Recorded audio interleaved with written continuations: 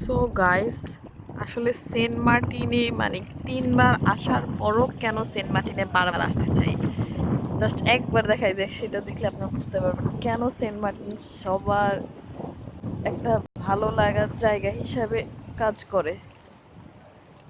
যে জায়গায় আমি একা বসে আছি, কোনো সাউন্ড নেই, জাস্ট এই সামনে পানি, আই মিন সমুদ্র, আর যত দূর চোখ যাচ্ছে জাস্ট সমুদ্রটাই দেখছি।